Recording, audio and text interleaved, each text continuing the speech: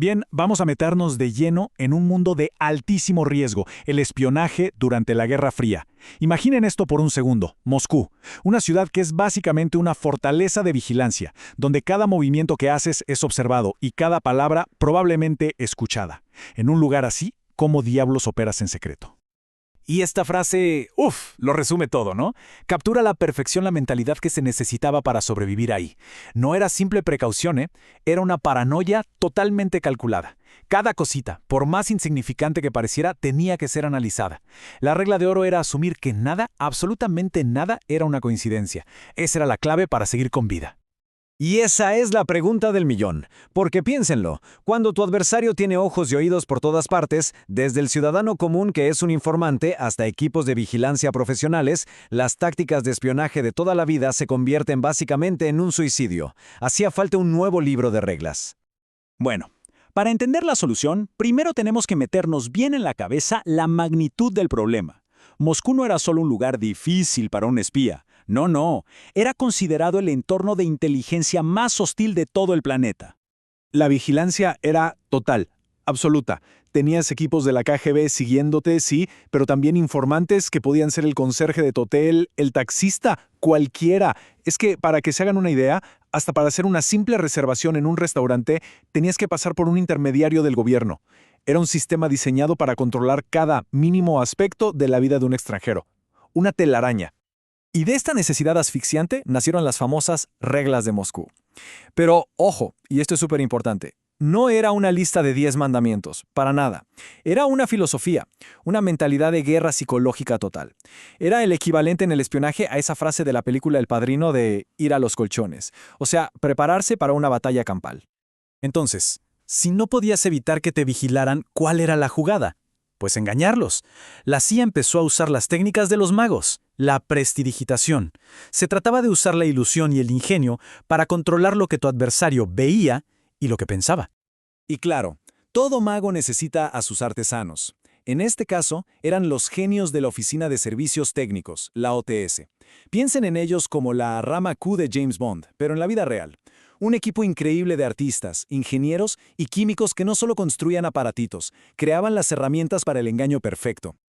Y aquí está el verdadero truco de magia. El objetivo no era solo desaparecer, No. El chiste era jugar con la mente del que te vigilaba, hacerle creer que te perdió por un error suyo, para luego, ¡pum!, reaparecer como por arte de magia. Así ellos se confiaban. Se trataba de ser el dueño del relato. Miren este ejemplo, que es brillante.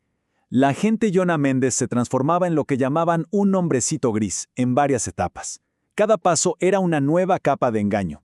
Empezaba como una mujer profesional, entraba a un baño, salía vestida con ropa de hombre, luego se ponía una peluca, más tarde un bigote, hasta se metía piedras en el zapato para cojear. Y el resultado era tan bueno que un equipo de televisión que la estaba esperando para grabarla, sabiendo que venía, no se dio cuenta y se perdió la toma. Tuvieron que volver a filmarlo.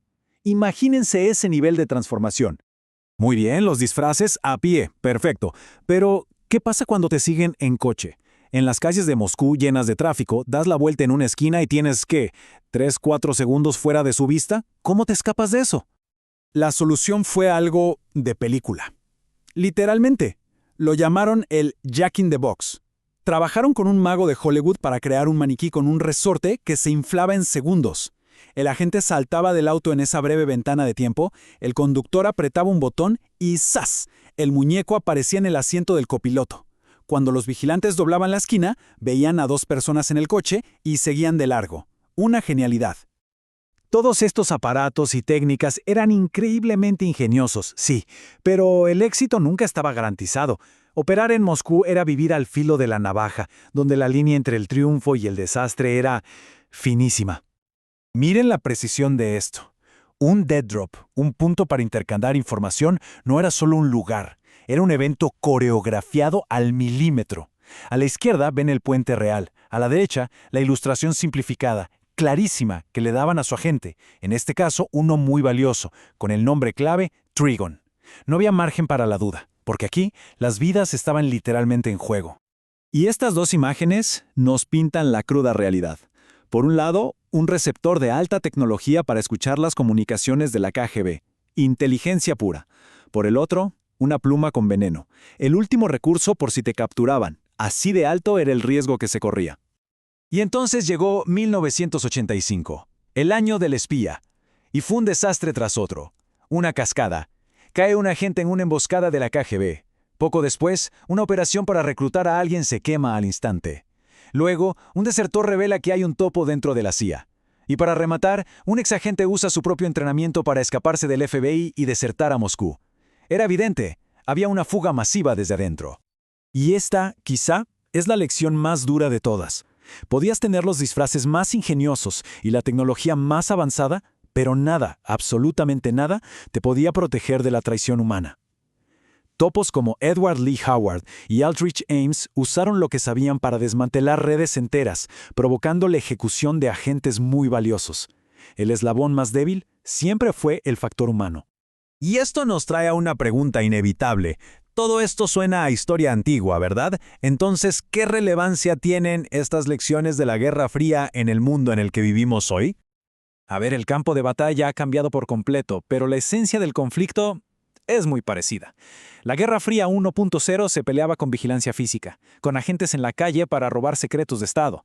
La nueva Guerra Fría, la 2.0, se pelea en el ciberespacio. Los adversarios usan trolls y campañas de desinformación, y el objetivo ya no es solo robar información, sino socavar el orden democrático mismo. Hay una frase del escritor William Faulkner que lo dice perfecto. El pasado nunca muere, ni siquiera es pasado. Las tácticas pueden haber evolucionado, pero los principios básicos del engaño, de la contrainteligencia y de la guerra psicológica están más vigentes que nunca. Y esto nos deja con una última pregunta que, la verdad, inquieta un poco.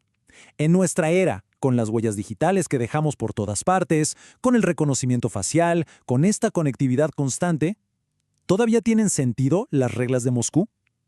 ¿Es siquiera posible hoy en día ser verdaderamente invisible?